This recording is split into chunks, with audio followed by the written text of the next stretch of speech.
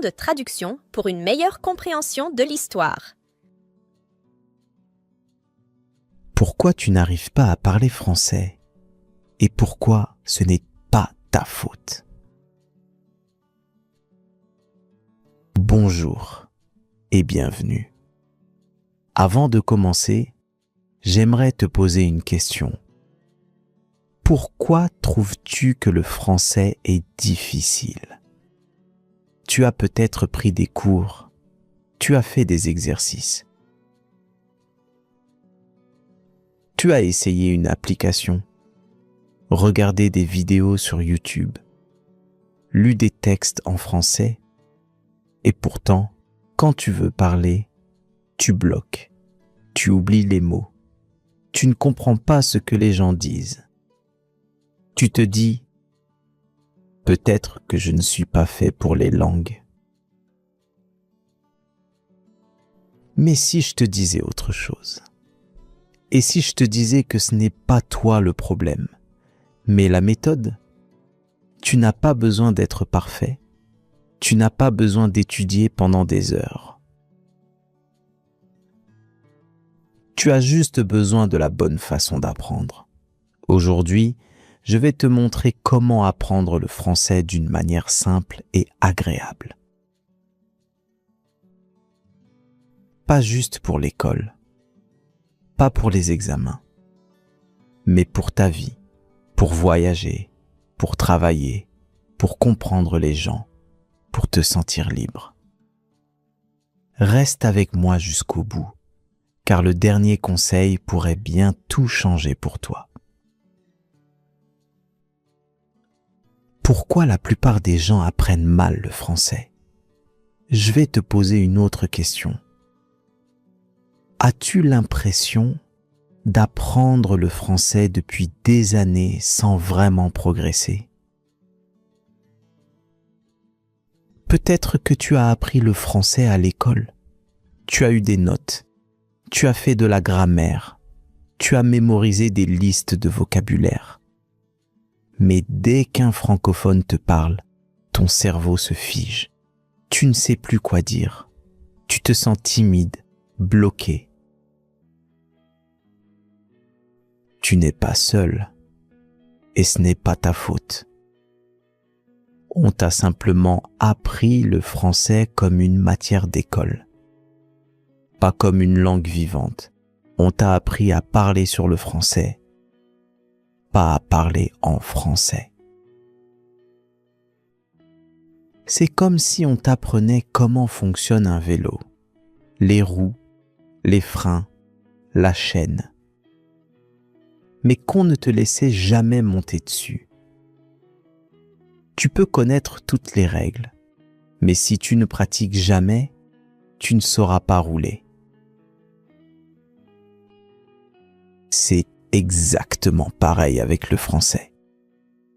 Tu dois l'écouter, le lire, le parler, le vivre.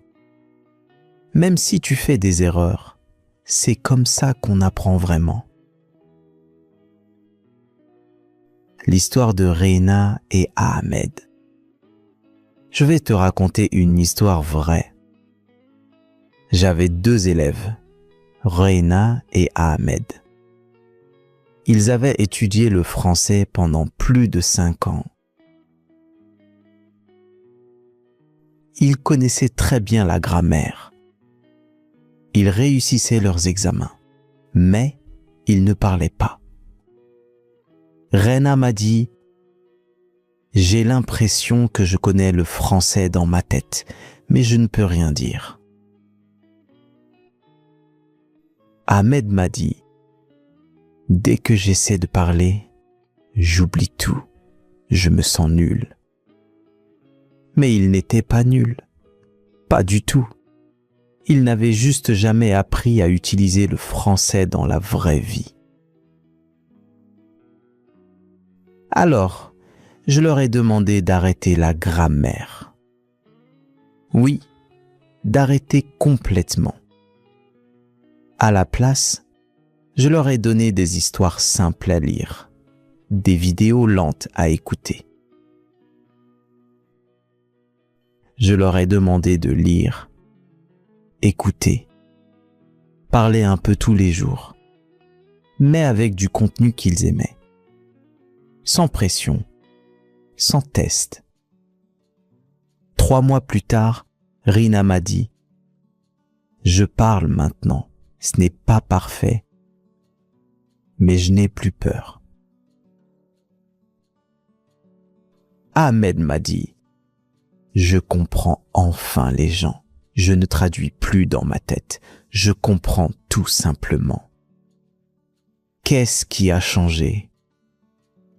Ils ont arrêté d'étudier le français comme une matière.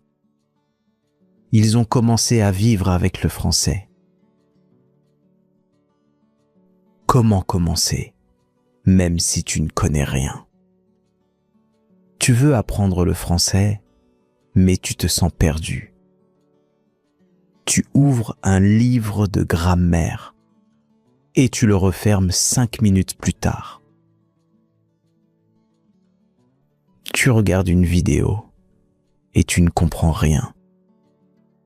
Tu entends des gens parler français et tu as l'impression d'écouter un bruit sans fin.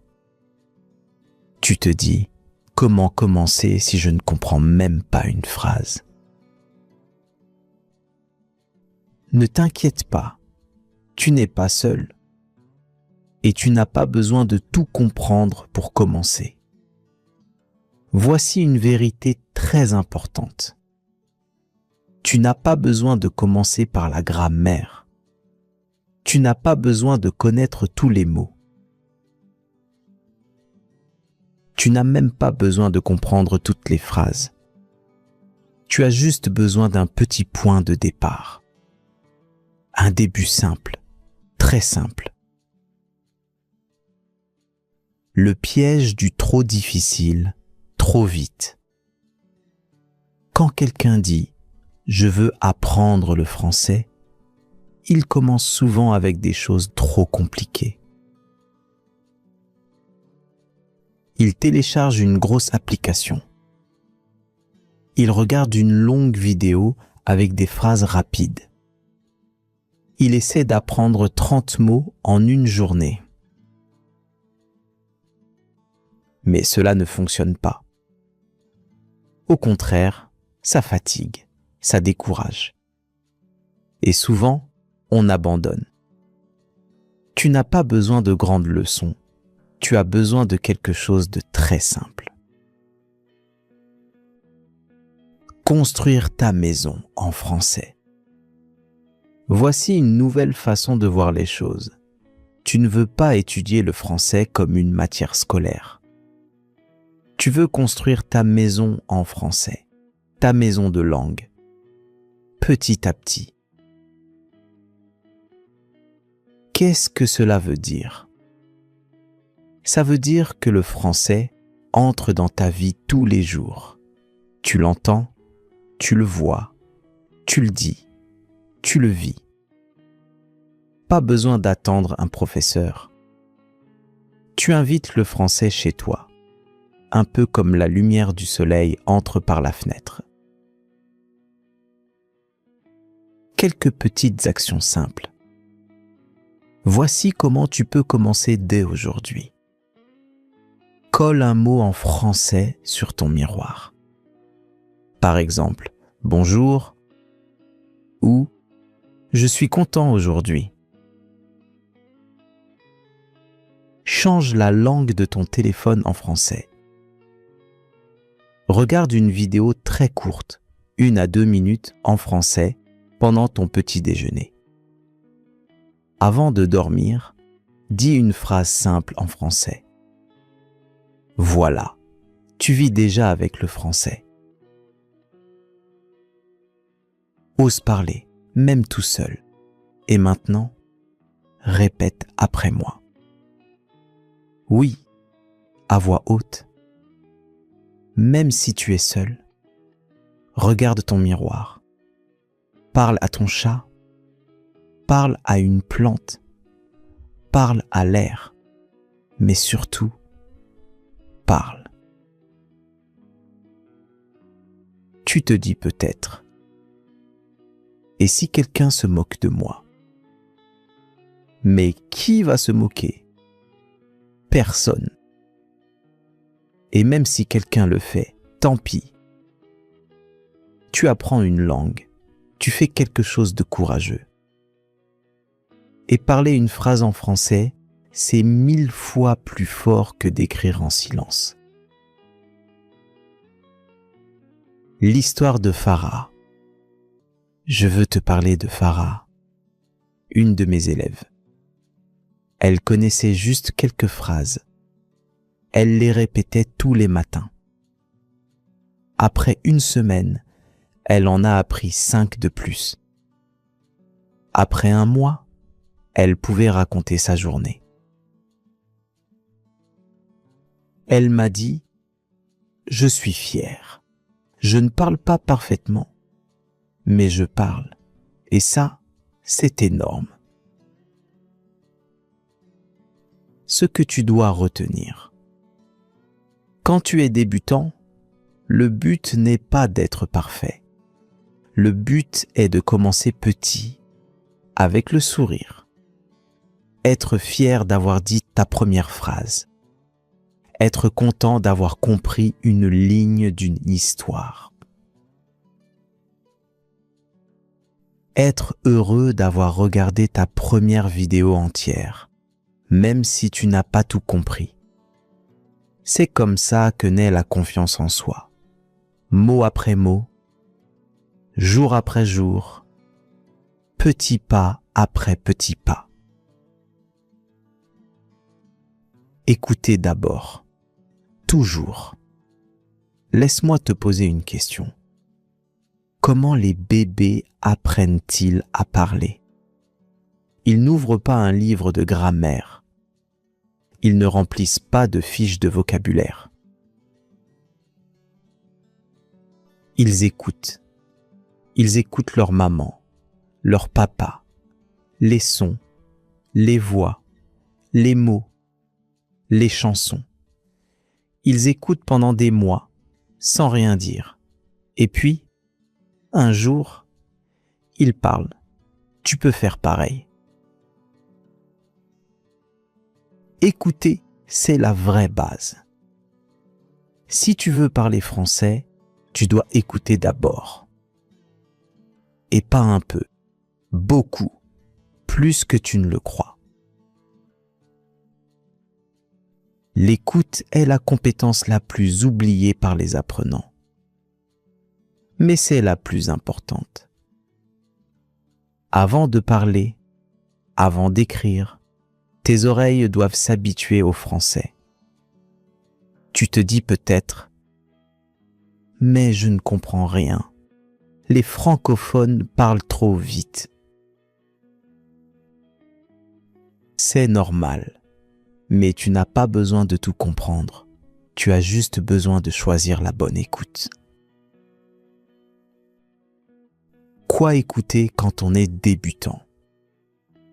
Voici quelques idées simples et efficaces. Des podcasts pour débutants, courts, lents, avec un vocabulaire facile.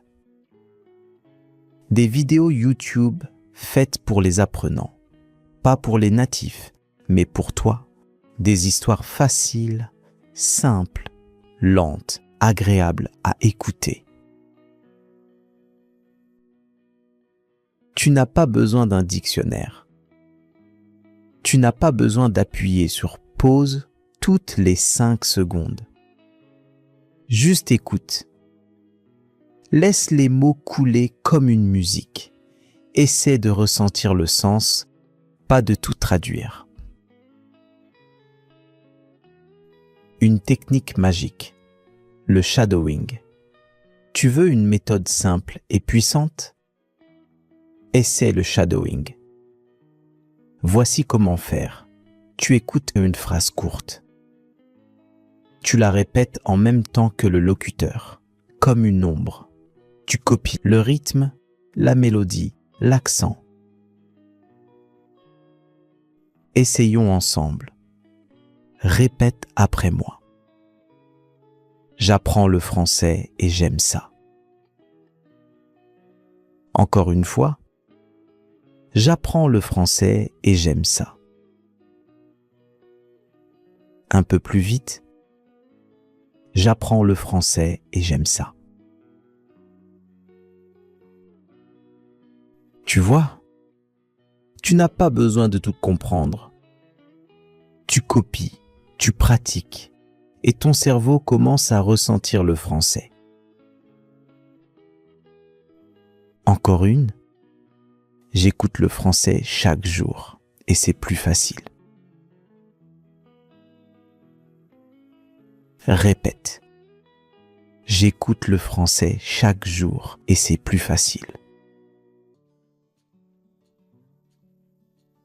Bravo! Tu viens de progresser en 30 secondes seulement.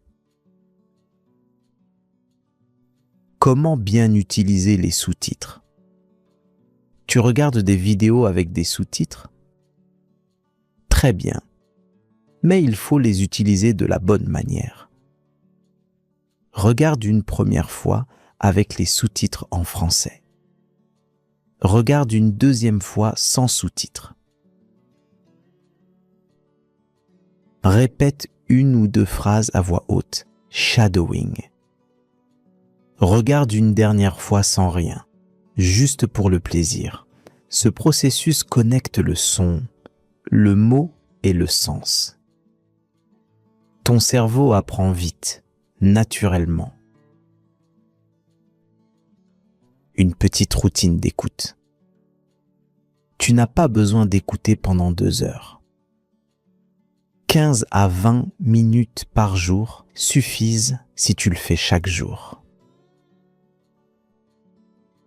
Voici une routine simple. Le matin. Écoute un petit podcast pendant que tu te prépares. À midi, regarde une mini-vidéo avec sous-titres. Puis répète une phrase. Le soir, écoute une histoire en français avant de dormir. L'histoire de Min. Min était chauffeur de taxi. Il voulait apprendre le français, mais il avait peur de parler. Alors, il a écouté seulement, pendant 3 mois, des histoires, des podcasts, des vidéos faciles. Il n'a rien dit pendant 3 mois. Il a juste écouté. Et puis, un jour, il a parlé. Son accent était bon. Ses phrases étaient naturelles. Il m'a dit, « On dirait que le français est entré tout seul dans ma tête. » C'est ça, la puissance de l'écoute. Ce que tu dois retenir. Ne saute pas cette étape. Écouter, ce n'est pas passif. C'est apprendre profondément. C'est préparer ton cerveau à parler avec confiance. Alors, commence dès aujourd'hui. Choisis une vidéo simple. Écoute, répète, ressens et rappelle-toi. Tu apprends comme un bébé, avec patience et beaucoup de progrès à venir. Lire plus pour parler mieux. Si je ne pouvais te donner qu'un seul conseil pour progresser en français, ce serait celui-ci. Lis. Lis tous les jours. Lis ce que tu aimes. Beaucoup de gens pensent que la lecture, c'est ennuyeux. Ils disent « Moi, je veux parler, pas lire. » Mais écoute bien ceci. La lecture est une superpuissance. Elle t'aide à mieux parler, mieux écrire, mieux comprendre. Et tu n'as même pas besoin d'ouvrir un livre de grammaire. Une histoire vraie et surprenante. Laisse-moi te raconter une histoire. En 1965, Aux États-Unis, des garçons avaient des problèmes à l'école. Certains volaient, d'autres ne venaient plus en classe. Les professeurs leur ont simplement donné des livres amusants. Pas des livres de grammaire, pas des livres scolaires. Des histoires d'espions, des aventures, des romans simples. Et ils leur ont dit « Lisez si vous voulez, pas d'obligation ». Les garçons ont commencé à lire et ils ont adoré ça. 2 ans plus tard, ils avaient un meilleur anglais écrit, une meilleure attitude et même plus de plaisir à apprendre. Pourquoi ? Parce qu'ils lisaient pour le plaisir. Une autre preuve, les élèves des îles Fidji. Sur une île du Pacifique, des élèves ont été divisés en 3 groupes. Le premier faisait seulement de la grammaire. Le deuxième lisait tranquillement en classe. Le troisième écoutait le professeur lire des histoires. Résultat après 1 an. Les 2 groupes qui lisaient avaient beaucoup plus progressé. Le groupe de grammaire, beaucoup moins. Pourquoi la lecture fonctionne si bien ? Quand tu lis, tu vois le vrai français. Tu vois les mêmes mots encore et encore. Tu les vois dans des phrases complètes. Ton cerveau commence à les retenir naturellement. Tu ne dois pas répéter « aller »,« je vais »,« tu vas ». Tu lis simplement « elle va au marché »,« il va à l'école ». Et tu retiens tout seul. Tu ressens le rythme du français. Tu commences à dire des phrases sans réfléchir. Et tu ne te demandes plus. Est-ce que ma grammaire est bonne ? Tu le sais parce que tu l'as vu des dizaines de fois. Mais attention, choisis le bon livre, ne commence pas avec Victor Hugo ou Molière. Ne choisis pas un roman difficile. Et surtout, ne cherche pas tous les mots dans le dictionnaire.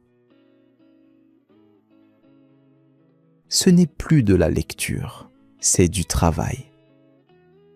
Et tu vas abandonner.